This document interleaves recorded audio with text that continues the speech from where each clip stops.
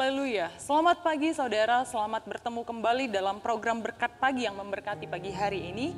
Mari kita mau sama-sama belajar kebenaran firman Tuhan pada kesempatan yang baik ini. Saya undang kita semua untuk membuka Alkitab kita dalam kitab Keluaran, pasalnya yang ke-16 ayatnya yang ke-4, kitab Keluaran pasal yang ke-16 ayatnya yang ke-4. Firman Tuhan berkata seperti ini. Lalu berfirmanlah Tuhan kepada Musa, sesungguhnya aku akan menurunkan dari langit hujan roti bagimu, maka bangsa itu akan keluar dan memungut tiap-tiap hari sebanyak yang mereka perlu untuk sehari, supaya mereka kucoba apakah mereka hidup menurut hukumku atau tidak. Saudara, pada kesempatan kali ini lewat ayat ini kita mau sama-sama belajar makna dari perkataan Tuhan dan alasan Tuhan mengatakan hal ini kepada Musa. Saudara, selalu kita sama-sama tahu bahwa selalu ada makna di balik setiap perkataan kita. Selalu ada alasan mengapa perkataan itu terucap dari mulut kita. Dan kali ini, pada kesempatan ini kita mau kulik bersama mengapa Tuhan berkata seperti ini kepada Musa. Sebagai umat percaya, saudara, acap kali kita mendengar kisah bangsa Israel dalam perjalanan mereka menuju tanah Kanaan. Dari tanah Mesir, mereka di padang gurun menuju tanah Kanaan. Dan ayat ini, ayat yang keempat ini muncul, saudara, pada saat mereka berada dalam perjalanan menuju tanah Kanaan. Pada saat mereka ada di tengah-tengah padang gurun, saudara. Allah berjanji kepada bangsa Israel lewat perantaraan Musa bahwa Allah akan memelihara bangsa Israel dengan menurunkan hujan roti dan mereka harus memungut tiap-tiap hari sebanyak yang mereka perlu pada hari itu juga. Tujuannya apa? Tujuannya Allah ingin menguji mereka. Seperti firman Tuhan katakan, Allah ingin menguji mereka. Artinya saudara, Tuhan pasti memelihara bangsa Israel. Tuhan pasti akan mencukupkan segala kebutuhan bangsa Israel. Dan dalam pemeliharaan tersebut, Tuhan juga ingin melihat bagaimana kesetiaan bangsa Israel. Apakah mereka masih tetap menuruti hukum-hukum Tuhan atau tidak? Karena itu dalam pemeliharaan Tuhan, Tuhan kasih mereka perintah. Saudara yang diberkati oleh Tuhan, kita percaya bahwa Allah yang kita sembah hari ini, Allah yang kita agungkan pada hari ini adalah Allah yang sama yang sanggup memelihara bangsa Israel pada saat itu di padang gurun. Dan sebagaimana Tuhan memelihara bangsa Israel, pemeliharaan yang sama juga nyata terjadi atas kehidupan kita, saya dan saudara. Dan layaknya kerjasama antar dua pihak, saudara, tidak bisa hanya satu pihak saja, hanya Tuhan saja yang bekerja, hanya Tuhan saja yang bekerja untuk memberkati kita, hanya Tuhan saja yang bekerja untuk memelihara kita, memberi kita kesehatan, membangunkan kita setiap pagi, tidak bisa. Tapi Tuhan mau juga di pihak lain, yakni kita manusia, orang-orang yang dikasihi Tuhan, kita juga bekerja karena kita adalah rekan kerja Tuhan. Apa tugas kita sebagai manusia? Yakni menuruti hukum-hukum Tuhan, menuruti perintah-perintah Tuhan dalam berbagai aspek.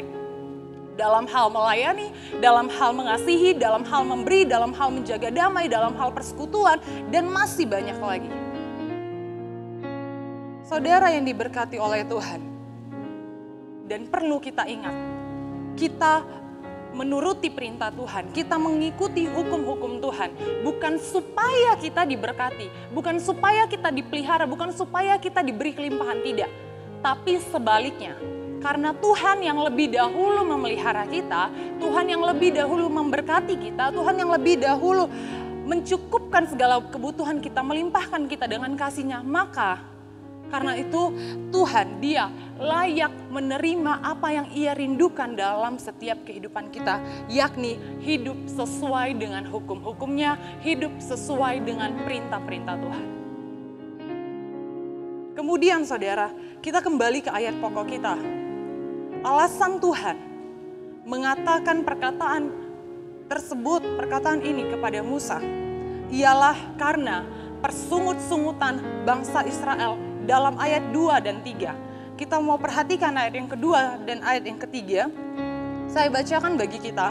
Di padang gurun itu bersungut-sungutlah segenap jemaah Israel kepada Musa dan Harun dan berkata kepada mereka, kalau kami mati tadinya di tanah Mesir oleh tangan Tuhan ketika kami duduk menghadapi kuali berisi daging dan makan roti sampai kenyang.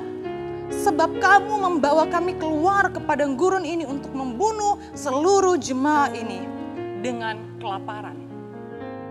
Ayat ini muncul karena ayat yang keempat muncul karena persungut-sungutan bangsa Israel dalam ayat yang kedua dan yang ketiga. Padahal saudara, sebelum Tuhan berfirman dalam ayat yang keempat ini, sesungguhnya jauh sebelum itu Tuhan Allah sudah memelihara kehidupan bangsa Israel. Jauh sebelum ayat 4 ini muncul saudara, jauh sebelum Tuhan berfirman dalam ayat yang keempat, Tuhan sungguh sudah memelihara bangsa Israel. Itu terbukti mereka tetap bertahan hidup di tengah-tengah padang gurun Sin saat itu, yang terkenal dengan luasnya, yang terkenal dengan tandusnya. Tapi mereka masih bisa bertahan hidup di tengah-tengah padang gurun tersebut. Namun bangsa Israel mereka hanya melihat dengan mata jasmani mereka, mata duniawi mereka. Mereka melihat, wah kita ada di padang gurun. Kita ada di situasi yang sukar air, sukar makanan, perjalanan kita jauh. Bagaimana kita bisa bertahan hidup di tempat ini? Mereka hanya memandang hal-hal yang demikian. Sehingga itu memberi mereka alasan untuk mengeluh dan terus mengeluh.